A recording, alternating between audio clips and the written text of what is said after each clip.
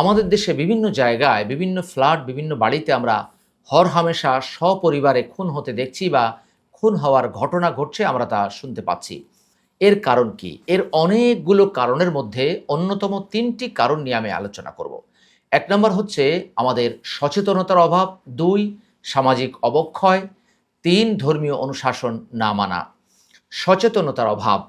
আমরা অনেক সময় সচেতন থাকি না, যার সাথে মিলি বা যে সমস্ত ব্যক্তিদের সাথে আমরা উঠা বসা করি, ওই সমস্ত ব্যক্তিরা কি ভালো কিনা, অথবা ওই সমস্ত ব্যক্তিরা কোনো খারাপ মানুষের সাথে উঠা বসা করছে কিনা, কোনো নেশার সাথে জড়িত আছে কিনা, এই ঘটনাগুলো বা এই সংবাদগুলো বা এই বিষয়গুলো আমরা যাচাই বাছাই না করেই যার তার সাথেই আমরা মেলামেশা ওঠা বসা করি। এটা আমাদের সচেতনতার অভাব। নিজে সচেতন হতে হবে, পরিবার পরিজনকে বা পরিচিতজনকেও আমাদের সচেতন করতে হবে। ২ নম্বর হচ্ছে আমাদের সামাজিক অবক্ষয়। দিন, দিন আমাদের সমাজে অবক্ষয় হচ্ছে, অর্থাৎ আমাদের সমাজে সামাজিক যে রীতিনীতিগুলো, সামাজিক যে বন্ধনগুলো, সেটার অবক্ষয় ঘটছে বা অধঃপতন হচ্ছে। একজনকে আমি যদি বিশ্বাস করে আমার ঘরে জায়গা দেই বা একজনের সাথে বন্ধুত্ব করি, তার দায়িত্ব হচ্ছে আমার সাথে আমানতদারিতার সাথে ওঠা বসা করা, আমানতদারিতার সাথে আমার সাথে চলাফেরা করা।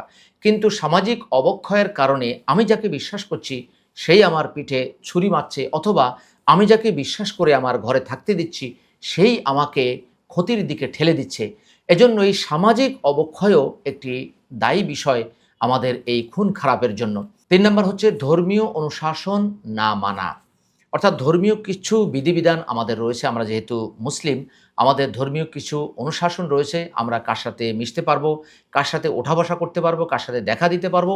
এই বিষয়ে আল্লাহ তাআলা এবং রাসূলুল্লাহ সাল্লাল্লাহু আলাইহি ওয়াসাল্লাম আপনাকে আমাকে ক্লিয়ার স্পষ্টভাবে জানিয়ে দিয়েছেন।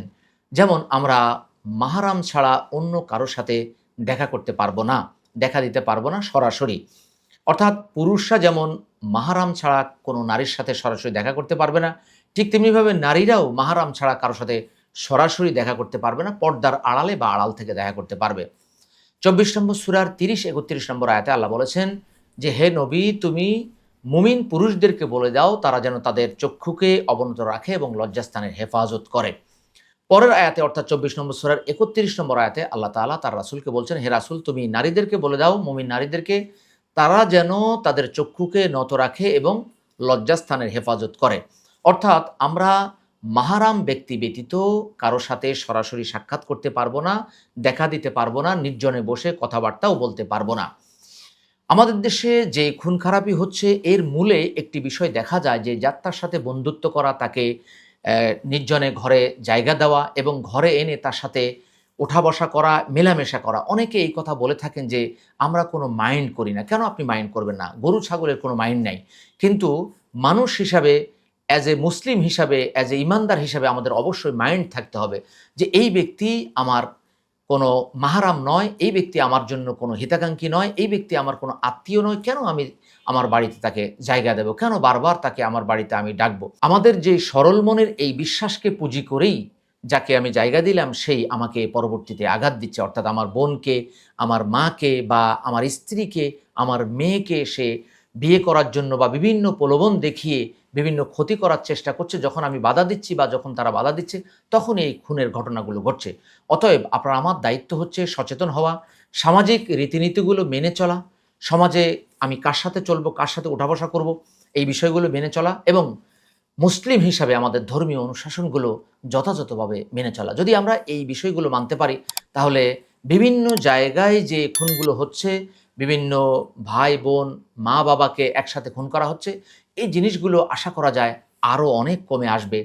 এমনকি এগুলো একেবারে হবেই না বলে আমরা আশা করতে পারি। আল্লাহ তাআলা আপনাকে আমাকে আমাদের প্রত্যেককে এই বিষয়গুলো মেনে সে অনুযায়ী আমল করার তৌফিক দান করুন। কুরআন সুন্নাহ ফাউন্ডেশন, কুরআন সুন্নাহ ফাউন্ডেশন।